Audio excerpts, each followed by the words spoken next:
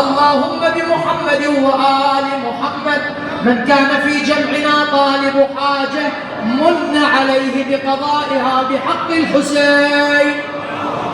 من كان مريضا أو له مريض، اطلب هنا الحسين ما يردك ترى.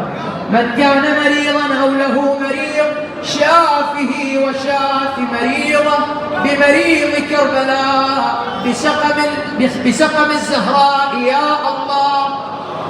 إلهي من كان طالب ذرية من عليه بذرية صالحة بالمحسن ذرية الزهراء.